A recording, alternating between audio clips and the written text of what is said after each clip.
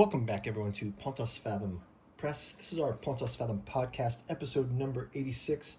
We're going to be talking about the Faceless God today. The title is Nyarlathotep and the Masks of Saturn. We're going to be talking about this concept that I've been working on here at Pontos Fathom Press across some of the books around this Saturnalis Thralmoryn, which you can go check out. It's excerpts from that Alchemical Saga we're working on, but I think it's very much aligned. I've got a lot of you asking about, talking about not only Dr. Peter Vincenti's The Faceless God, but, and he's also written an introduction to the other Theon Press book, The Cult of the Black Cube, that we've talked about in other podcasts. So, I really want to focus on this word faceless. Right? I think that one of the commenters is picking up on my use of this word resonant, the resonance. I think a lot of this will be about resonances. So it's something for you, listener, to find your own way of interpreting things, right? So it's more like aligning yourself with conflicting information. So I guess the kind of idea that we're exploring today is when the names of things change, how does one know what we're dealing with? I think this is like that importance. You know how they always have in these exorcism movies, like you have to name the demon, right? It's in the Conjuring movies. It's like, oh, you know the demon's name, and then suddenly now you can have some kind of power over it. Somehow having a face or having a name or wearing a mask or witch mask or not wearing a mask. I always found, and I think we can go to fiction in a lot of places. We'll go to fiction to look at, I've gotten some comments about why do we pivot to Lovecraft? And I really, I really think, I've talked about it many times, I feel that fiction writing and imagination is sort of on a scale of things that we can do with our mind, and just like we can remember stuff, right? Everyone has memories, right? So you close your eyes and remember something from when you were a kid, right? So you're not seeing those memories with your eyes, you're seeing them with an inner eye. And we've talked in another podcast about Rudolf Steiner in time. We've talked about how that time that we're seeing in sort of real time, our waking time, 3D time, is with something that Steiner called out as 3D light. And when we look within, or when we look clairvoyantly, remote viewing, maybe even NDEs, near-death experiences, or when we're, or maybe when someone like Edgar Cayce perhaps is looking into the future, perhaps they're looking at what Steiner had called the 4D light. And I insist that 4D light is a generative dark light, right? So the 3D light is sort of, it's the invisible sun, it's the black sun. And we've got the podcast quite well received by everyone here, if you want to go check that out. So this idea of the Faceless God now sort of gets sandwiched into some of these ideas. So to be faceless, the Faceless God. Of course, in Vincenti's book, it's going to be about the witch tradition, the witchcraft tradition, and this idea of the man of the Sabbath who was a black silhouette, a featureless, a formless black silhouette. And I think Nyarlathotep in Lovecraft's writings was equated to this, and it's definitely drawn in with the Faceless God book. But I also have this, I'm having this idea about what's behind the mask, right? There's not a face behind the mask. And then we're going to get into a lot of things. We'll talk about some Peter Levinda. We'll talk a little bit about Nyarlathotep and differences, how Faceless God looks at it. We'll also go back to the Cult of the Black Cube, which Dr. Vincenti wrote an introduction to. But I do think there's going to be some Saturnine themes with this, and then as a result of that, I think I'll like to discuss a bit about this concept that's emerging. And I said there's that our new Saturnalis Thralmoryn book, which is sort of like what is the cultural baggage, or what is the historical baggage that some of these primordial forces get pigeonholed with in each generation, and how do we look past them, and how can we use our own discernment to sort of look at these things? I mean, so to say it in a simple way, a lot of people will probably just make the jump from Saturn to Satan, right? And that seems like a thing you can do. But then you look at even the satanic nature of things. Think of 60s Satanism versus something that might have been the case around the early Christian era. And and then the idea of a Saturnalia. But then what about in the pre-Roman times, the Greek tradition? What about the tradition before that tradition? And and then we'll kind of touch a little bit on some things with Immortality Key for that one. Yeah, so let's get right into it. Starting out with the Vincenti's Faceless God.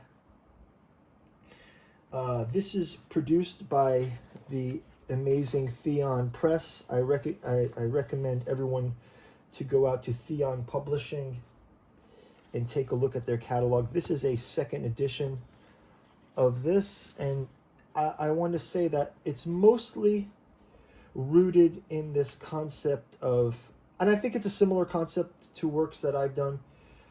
It's looking at Lovecraft not as a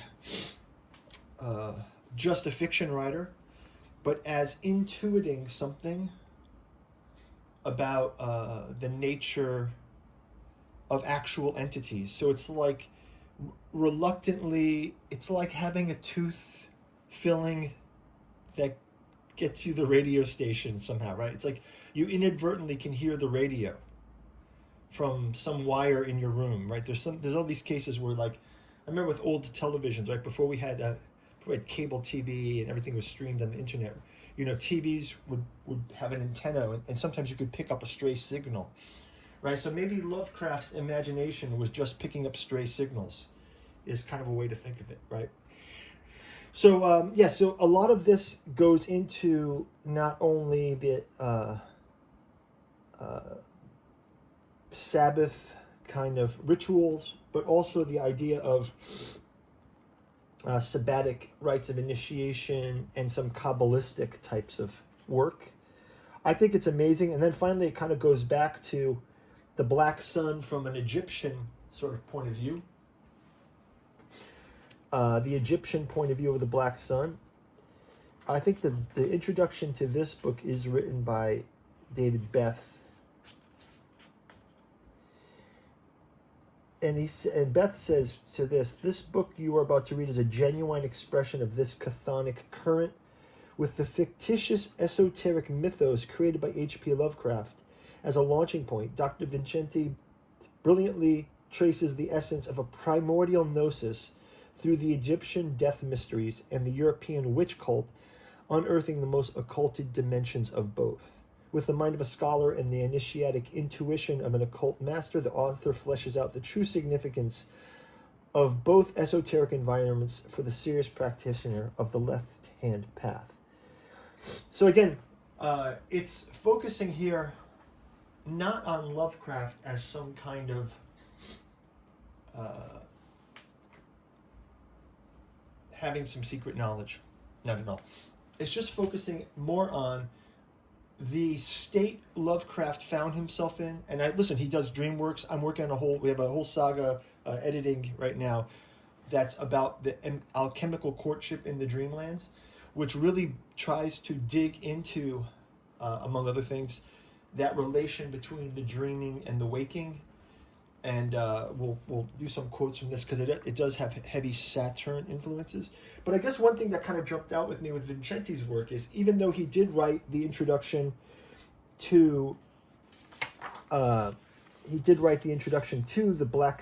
Cult of the Black Cube, which is a Saturnine grimoire, his book, The Faceless God, doesn't really jump into that as much.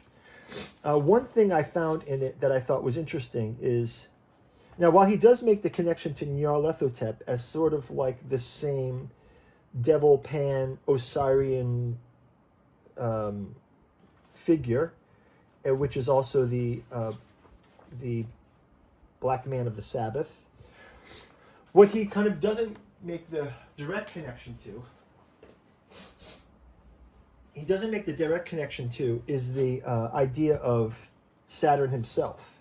But he does call out the Goat of Mendes, which is part of the Sabbatic tradition, right? So the Goat of Mendes, and then if we go down the kind of the genealogy here, if we go down the genealogy of Saturn from this kind of way, Saturn astrologically rules Capricorn, which is the goat, right? So you can kind of see that Capricorn as the goat is now, Saturn as the goat is now a direct, or the goat is now a direct relation to the Sabbatic practice. Okay, it says, when the sun enters Capricorn in its annual circuit of the zodiac, its power in the universe wanes and we enter into the winter months. In mythology, the sun descends into the waters of the underworld. In Hellenistic astrology, Capricorn is the house of Saturn when the sun sinks low and the reign of the old ones begins. The unleashing of Saturn from his captivity in the underworld has enacted the ritual unbinding of his cult statue, the temporary suspension of the orderly universe. So this is what was done at the Saturnalia, the Roman festival Saturnalia, coinciding around the winter solstice, right? So he mentions it a bit, but it's not the focus of the book, right? The focus of the book is more to deep dive. So I think what the intuition that we're starting with Lovecraft is Nyarlathotep is kind of a timeless old one who has existed throughout all of human history, right? So Nyarlathotep, in the Lovecraft story, he's come to providence. He's kind of like a Nikola Tesla with Luciferian kind of qualities, in the sense that he's brought magic and science together in a strange way, and he's got a hypnotic way of talking. But he does have the traditions. He looks pharaonic. He has this kind of Egyptian look to him. And throughout the Nyarlathotep lore, even the name has an Egyptian style to it. And I think this is something that we've talked about in other podcasts too. I'm just going to pull a book out here. One of our podcasts that we've collected some of those podcast ideas in was our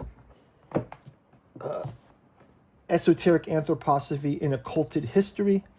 I think this was one of the podcasts that we did, or we talked about the Hyperborean age, right? We talked about Conan and Theosophy, where it's sort of like, again, Robert E. Howard was not a expert on esoteric matters, and nor am I for that sake.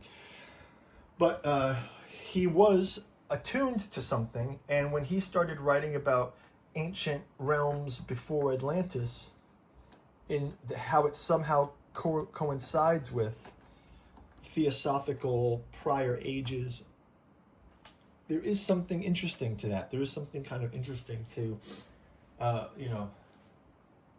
Lovecraft was able to intuit that. If we go to Vincenti's book, introduction to the book, The Cult of the Black Cube, a Saturnine Grimoire, he does mention this. He does say, I think this is his, or is this David Beth here? He's got an introduction in The Cult of the Black Cube called Saturn the Black Star. And then he says that future orientations, the binding, okay, so it says, he says, In the controlled lawlessness of the Saturnalia, the Romans acknowledged the eternal reality of Saturn, who, like the Mesopotamian Tiamat, could be restrained but never destroyed. But gradually, beginning the late world, the balancing representation of Saturn gave way to a more dualistic conception. In Hellenistic analogy, Saturn is classified, along with Mars, as a relentlessly malefic planet, a principle of death, sickness, and destruction. Saturn is identified with the fallen demiurge Yaldabaoth in the Gnostic tradition. The memory of the Roman Saturnalia echoes in the late medieval modern lore of the witch's Sabbath, but where the Saturnalia was a controlled and temporary release from the shackles, the Sabbath was imagined as a total renunciation of the moral order under the Goat of Mendes. And he says here the image of Saturn in the annual death, the ruler of Capricorn, is identifiable with Satan, the Antichrist, and swallows the solar logos. But Dr. Morse rightly insists in his conclusion that chaos is life. And this is one of the things I think this is interesting, where it's a generative, we're going to come back to this word because it's like generative AI, right? It's a generative state. Chaos is a generative state. The fertilizing power of nightshade. Saturn is Satan, to be sure, but only if the opposer is properly understood as the dark twin of the solar logos. And again, here we have so he talks about the Fraternalis Saturni. And then he says, for future orientations, as I've explained elsewhere, the image of the sabbatic goat is directly related to the Egyptian ram of Mendes, that Saturn was envisioned as the night sun. The sun at night is noteworthy. Yeah, I think this is my second kind of key, real life insight, is where you look at the, how do we say it? So I think you guys remember in my Cult of the Black Gnosis, I think I told the story in that podcast about kind of the confronting the order, the Saturnian order that represents the age of the Titans, one day at a beach at night when the sky is black and the ocean is black and the beach itself is black, so that you could barely distinguish the three. So you're at the beach at midnight with no lights, at a remote beach. And at that moment, you no longer see the sky god and the ocean god, and you don't see the land, which are ruled by different Olympian gods, let's say. You see just this wall of darkness. And it's interesting, like, you don't often get the ability to see 4D light in the daytime because, and this sounds probably strange to some people, but I guess there's kind of a feeling, and maybe it's a Gnostic feeling again, that the daylight is a kind of secondary light, right? It's not the real light. And that the real light is this generative light that can produce anything from it, right? So this is where, and now this is where I think there's a fine line where you can realize that if you start the generative process from a Lovecraftian fear point of view, and you move that way, this is why Lovecraft wrote horror. Now, it's not to say that he wasn't tuned into it, but in his world, it's always horrific. And I just think, as the same way as Vincenti's pointing out here, is that the witch's Sabbath was under that view of Saturn as a malefic, as opposed to, say, a modern view of this is like a Jungian view, like a Liz Green view of Saturn, not as a malefic, but more as a teacher of lessons, an owner of karma. And I think this very much goes with Arthur Morris's views of the Saturn worship, as it is a karmic kind of role, but it's chthonic in the sense that all things sprout from the earth, right? All things come up from the earth. And it's almost a way to, it's a different way of viewing the model than seeing it from, let's say, where Saturn is thought of as this planet in the sky. I think of the Jane's Addiction song that says that in the sky is a spy, aye, right? In the sky is a spy, aye. Yeah, right. And there's lots of those on that album. What's that called? Nothing Shocking. I think there's that one, and there's also I Had a Dad, right? I Had a Dad. He was big and strong. Saturn's dad was Uranus, who also was a consuming god. And we'll kind of go back to Saturn as consuming, and that sort of self-imprisonment that has to go on with Saturn. It's sort of a self-chaining, because the unleashing of all of that, I think this is where you go back to this is how you can start to peel away the layers of, for example, I guess, although the Faceless God is a book about the origins back to Egyptian times, I guess I'm curious to even pre-Egyptian times, and what's the true essence of it, and can we know it? Is it possible to know it, right? Well, I think while we're there, I think a couple people did ask me about Peter Levinda, and I think Peter Levinda, I've not read him. I've seen a lot of his, I've seen a lot of his work on YouTube. I've seen a lot of his talking, and of course, I've come across him in a number of ways, like in this great book, the Necronomicon Files, which is kind of like a debunker's guide to Necronomicons. It's more just like it's a pretty pop book. It talks about music. It talks about, a kind of a pop view of some of the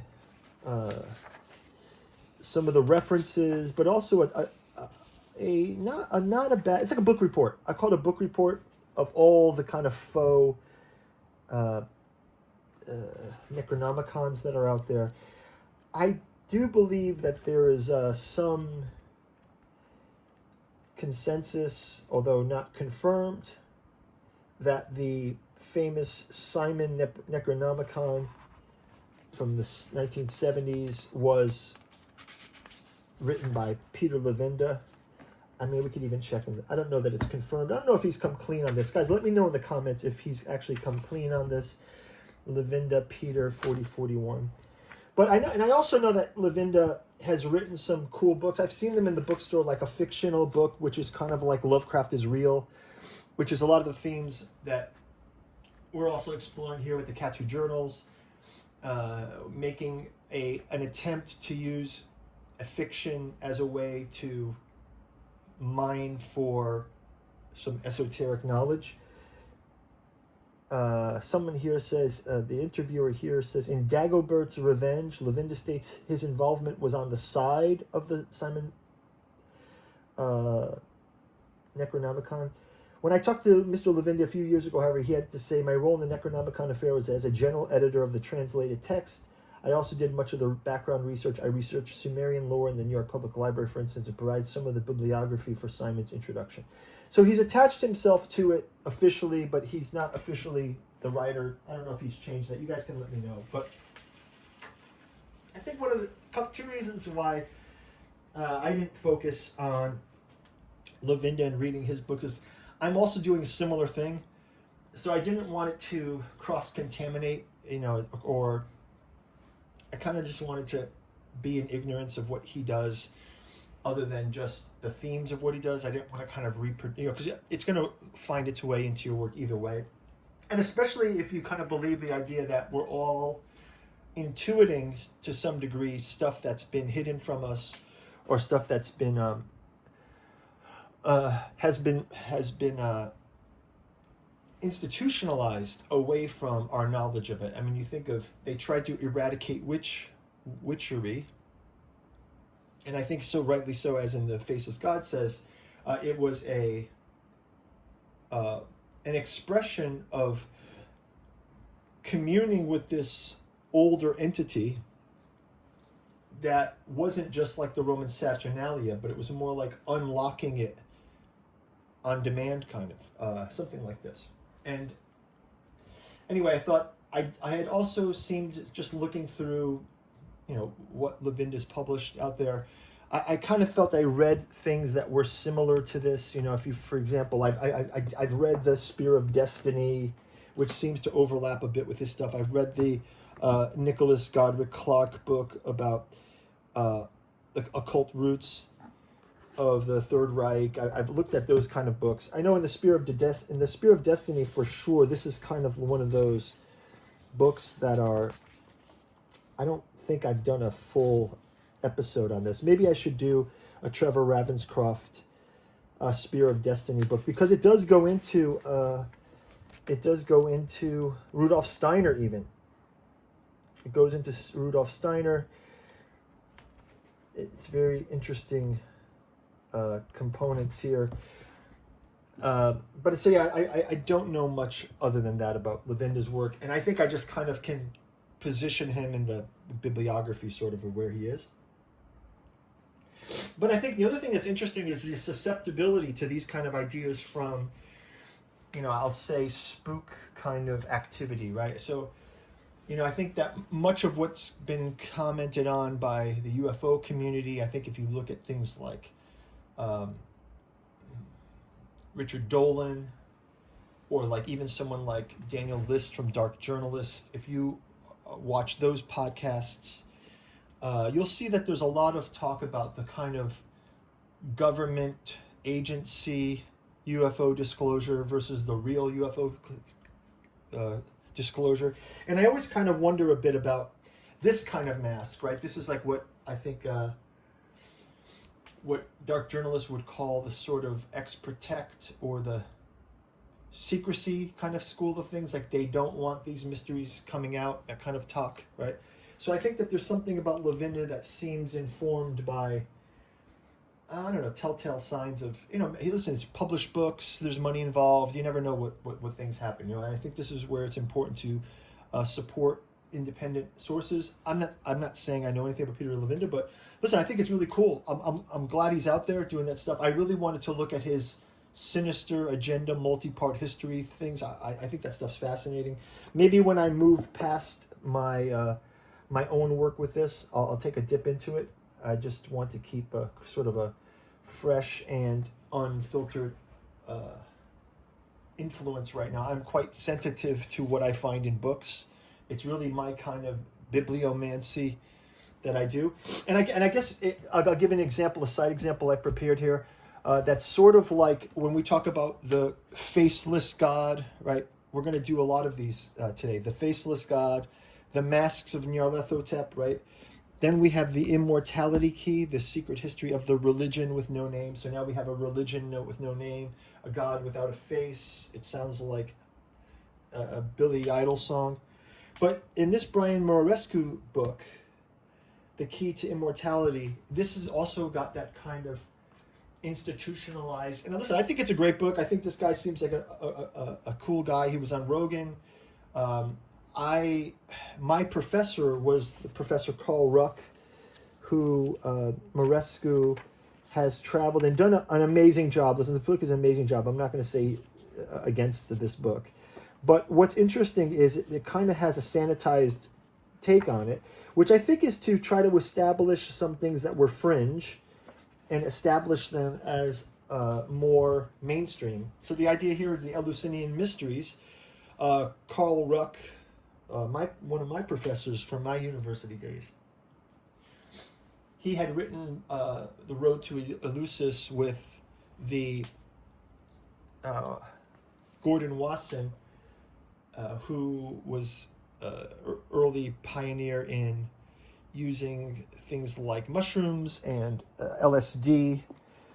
And I think if anything is generative in the dark, in a Saturnian kind of way, it's the way psychedelics sort of have the ability to generate content from the darkness, from mining that fourth dimensional light area. So I think, other than religion, I think, as Terence McKenna used to say, I don't see people's legs buckling on the way into the ashram the way they do when they're about to take a heroic dose of psilocybin. And now Ruck, as a professor, though, I found Ruck as an organic experience. When I read the Ruck through this Immortality Key, I already can see the sort of, I don't want to call it distortion, but I just want to call it my impression of Ruck was very different than the Ruck that is received through this book. And I think they're very close. I think Morescu is not doing Ruck a disservice or anything like that. It's not a negative thing at all. I just felt that I found that I really was holding on to my impressions of Ruck and not letting this book totally reframe my view of Carl Ruck. And now one of the things that was interesting about Ruck was his idea, and he writes afterwards in The Sacred Mushroom and the Cross, and this is a strange book in which And again, when we're talking about Saturn as a changing god over time, right?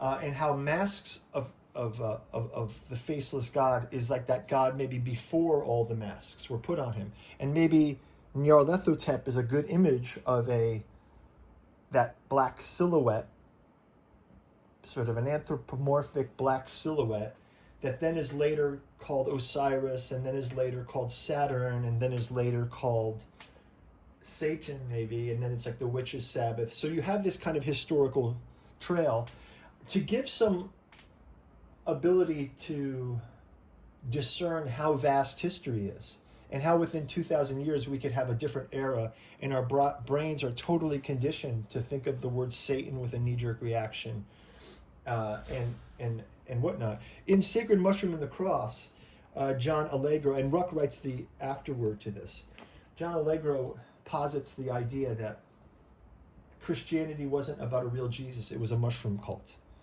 All right, so again, this is a great idea of the mushroom is the thing that grows from out of the black earth, right? So you have a chthonic fungi that fruits into the world, sort of it generates the fruiting body.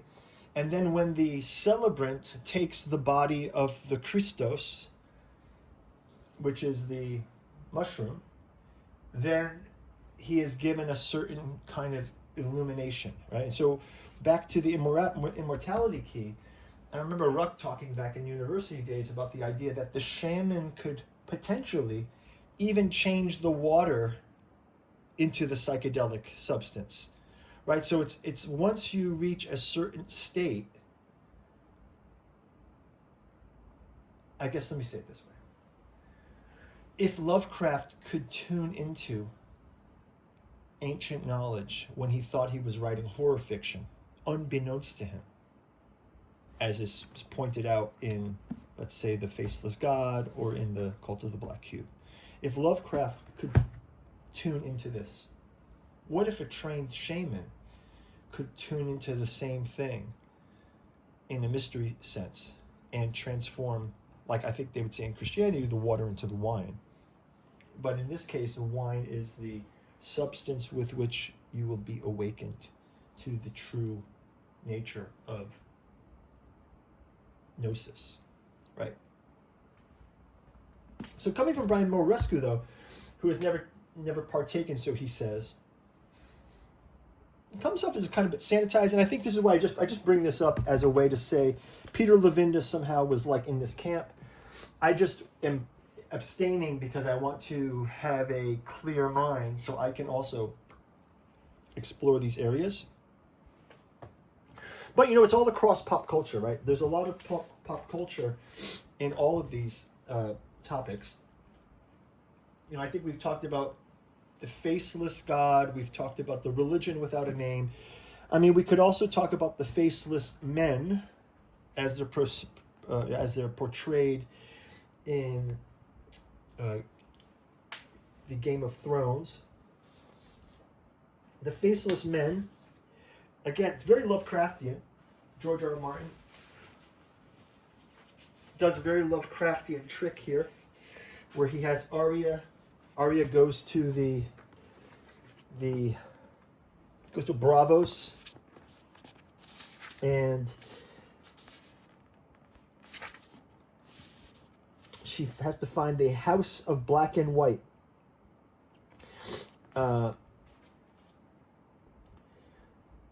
The dead were never there to find. The gift of the many-faced God takes myriad forms, the kindly man told her. Death is not the worst thing, the kindly man said. It is his gift to us, an end to want and pain. On that day we are born to the many-faced God. He sends us dark angels to walk through the life. And then he says, she remembered how the pimply squire had wept when she stabbed him in the belly, and the way Sir Amory Lorch had begged when the goat had him thrown to the bear pit. She remembered the village by the God's Eye.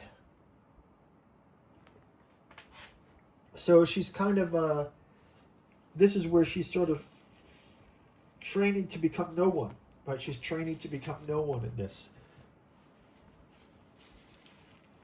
And I feel that that's a very it's a similar concept to the faceless, to another mask, right? So the idea there in the house, in the Song of Ice and Fire, Game of Thrones saga, the Faceless Men are assassins that remove their ego, they dissolve their ego, and they become assassins, and they can wear the faces of others.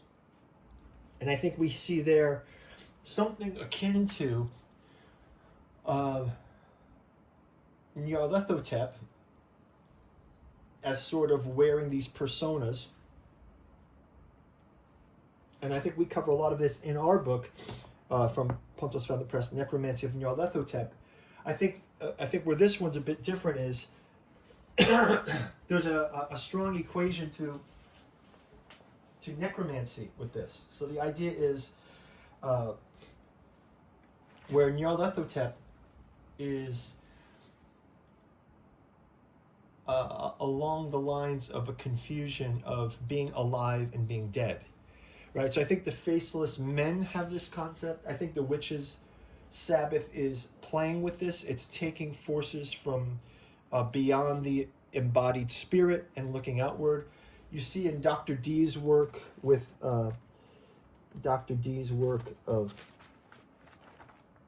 Edward Kelly, there was a sort of channeling, and they found these Enochian script there. So again, there's lots of, and you see that they're invoking the spirit of the dead person. And I think we have done a podcast about this too, about Lazarus, bringing Lazarus back from the dead. Is sort of a plea to this.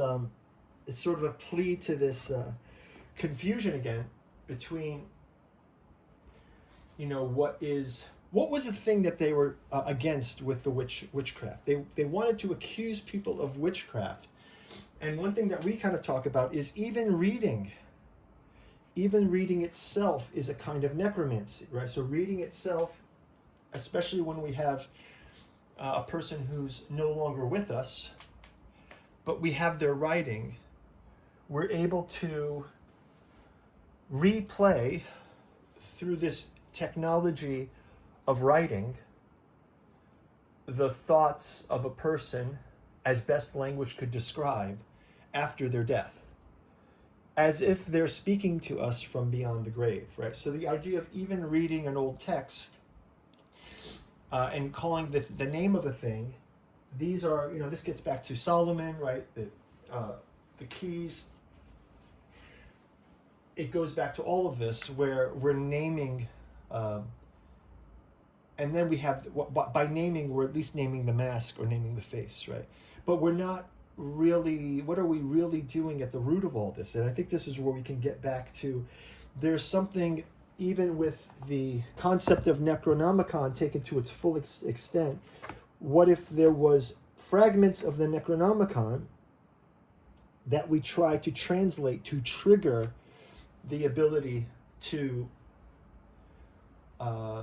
get into that state where you can have the black gnosis, where you can have the readings from the same place that Lovecraft was reading from, or the place that we could discover more about this Faceless God, right? So from Vincenti's approach in the Faceless God, he takes it back to Osiris. I don't want to do too much I don't want to read too much from the book. I want you to go and read this book for yourself, so I don't want to give too many, I don't want to call them spoilers, but the idea here is by linking things back to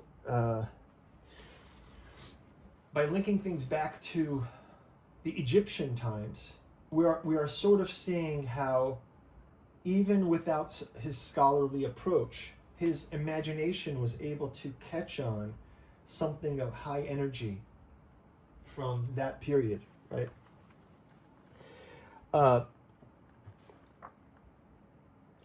So we start to see about this confusion of spaces, like as Dipur stands into the Stygian depths, he recalls Nyarlathotep, the mad faceless god, just before his mind unravels. The association of Nyarlathotep with cannibalism is suggested elsewhere, In the dream quest of unknown Kadath, we learn that the corpse-eating cult of Lang is dedicated to the worship of the crawling chaos.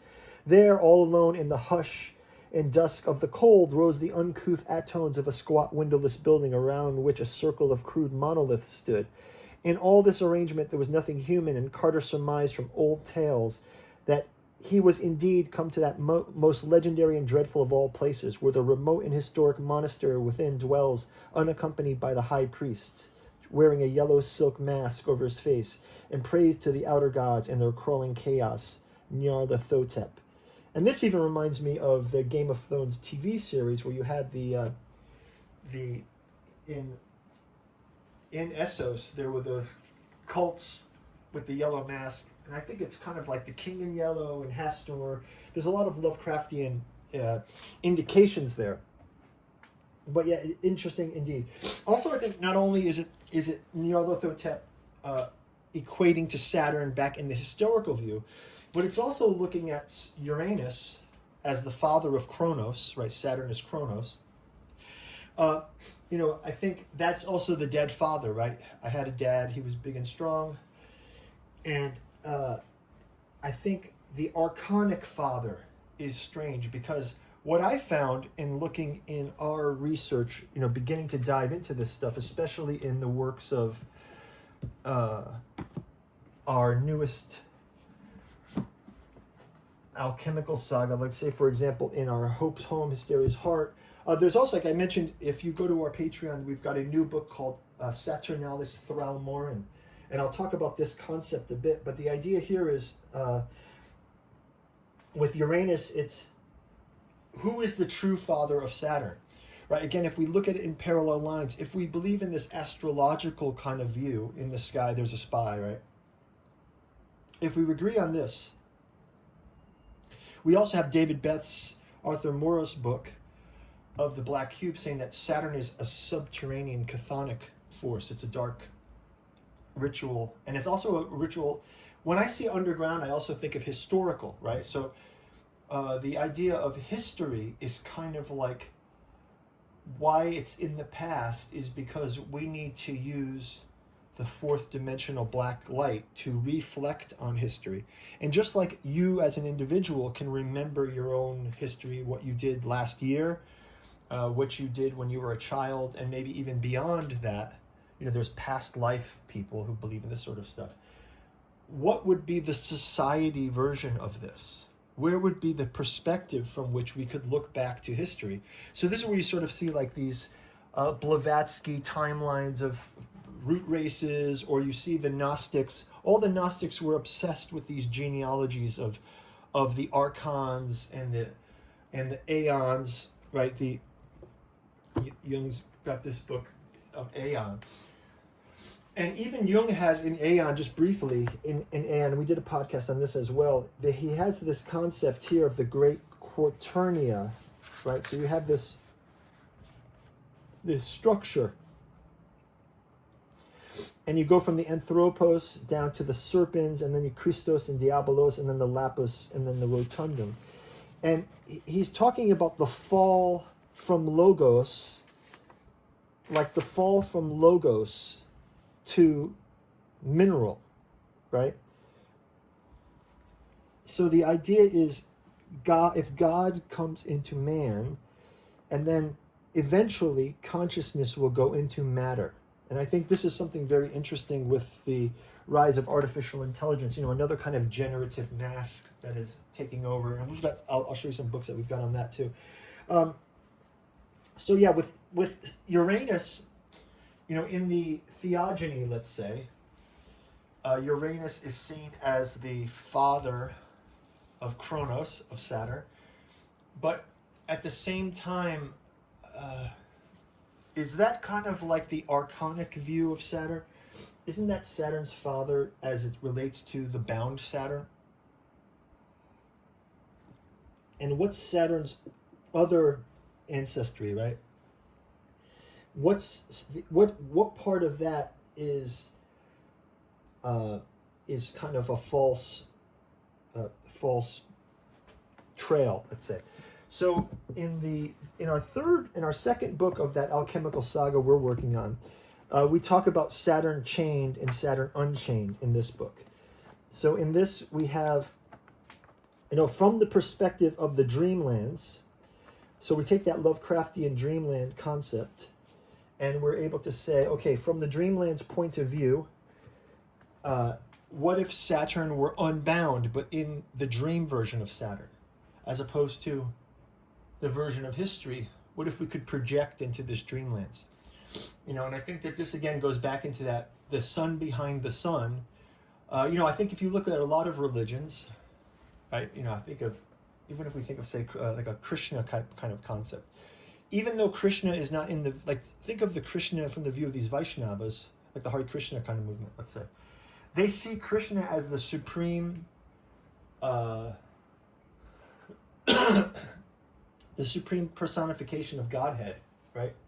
And in some writing, you can see that although there are all of those gods, actually it's the persona of Krishna that is the one behind that. So if you're looking to the sun, it's almost like you can see the Krishna at the sun, which is at the heart of that solar energy that's coming to us, right?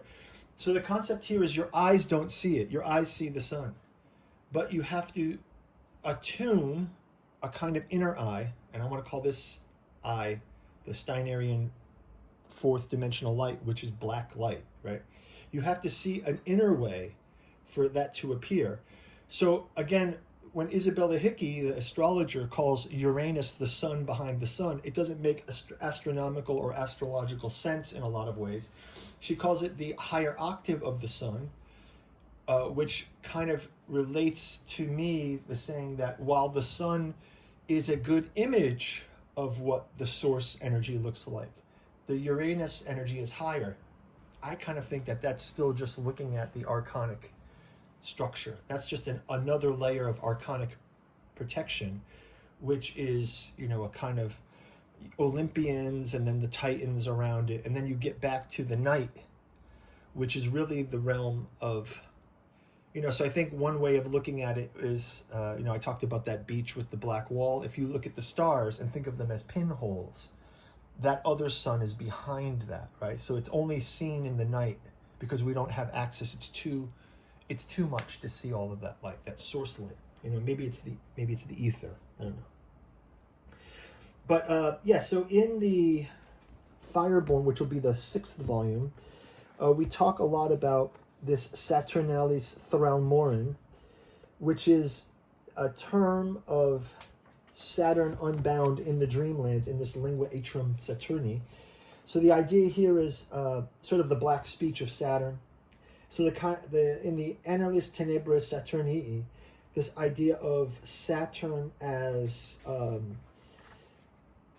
Saturn in his youth, we could call it the young Saturn. So before Saturn consumed the Olympians, what was this young Saturn? So in some ways, Saturnalis Thralmoryn can mean the young Saturn, but if you break it down, you really want to break it into this other mask of Saturn, which I think would be more about the sorrow, right? So Saturn is about a binding and a sorrow, right? So the Saturnalis is kind of like Saturn is bound, and Saturn is the one who remembers, and he's time. So he's kind of got a melancholic component to it. And at the same time, there's this Thralmoryn, which is enthralled to the future, to the morrow, the Morin, right? So he is bound so that the future can be tied to him, right? So I think this is something that people haven't seen yet. And I think it's kind of explored in a esoteric way in our book, Saturnalis Thralmoryn, which you can go check out on the Patreon, and we'll probably do a podcast of it later when I get a proof copy of it. But the concept here is, if we go back far enough, before Saturn was, what is the Saturn before? If Uranus is kind of like Yaldabaoth or Abraxas, right? If Uranus is like this in the sky as a spy, right? I want to be more like the ocean, right? Ocean size. What if we go back to the young Saturn before that time, before he was Saturn? What were the influences of that primordial time? And I think that this is where, if people want to look there, I think you could follow very much so some of this work that is in the Faceless God. You could probably follow it through a Kabbalistic path. You could probably follow it through a Sabbatic path of witchcraft. You could probably do it through this Osirian religion path. I'm just doing it kind of like whatever way that I'm doing it, my own way. But bibliomantic way, I don't know what we want to call it. But the idea here for me is, I think you could find your own way. And I think you could find ways to look at the masks that you see that seem Saturnine or Nyarlathotepian, right? Things that resonate with you on those masks, I think can help you to... Now, what am I doing? I'm just doing research. I'm just doing my own research, right? I'm not looking to get rich or find something, or, I'm publishing some stuff just more like with the itch to write. Don't claim to have all the answers, but I just think it's interesting. It's like, if we can look with other eyes, why don't we just exercise them? So I think this is what we're doing here. So if you guys like what we're doing, I think there's a good place to probably leave it. I recommend going to Theon Press right now, checking out their books. They've got, I think both of these have been reissued. We've got our newest saga out here, that's is the Alchemical Courtship in the Dreamlands. It is... we've got Hope's Home and Aimless. Each one of them takes place in one of Lovecraft's cities. We also have on this podcast tons of podcasts on Saturn. We've done the Esoteric Dragon Mysteries, a number of dragon podcasts. We've done the Esoteric Saturn Mysteries, and I've captured some of these in books that you can check out in our bookstore link below. We've also got the Artificial Psychology of Desiring Machines. We've got Impedance and Admittance in Desiring Machines, the Psychoanalysis of Artificial Intelligence, which goes into, this is maybe the most accessible one, it goes into film, the internet as the memory of artificial intelligence, and then computational complexity and psychiatric agency, really looking at two things mostly about when will the computer have agency, and also what about parallel timelines and branching of time. Then we've got, of course, the Necromancy of Nyarlathotep, Alchemy of Azathoth, Hermeticism of Hastur, Genealogy of Cthulhu. All these available out there. Guys, thanks a lot for checking us out. Leave your comments below if you'd like to see some new things. I will go back into Saturnalis Thralmoryn. I'll probably do a Trevor Ravenscroft episode. Let me know what you'd like to see. Go check out the other podcasts. I'll probably link all of these Saturn ones together as a playlist, so you can watch them all. So you could check out this video right here. I think this is the one that's especially for you. And thank you for watching. We'll talk to you soon. Bye-bye.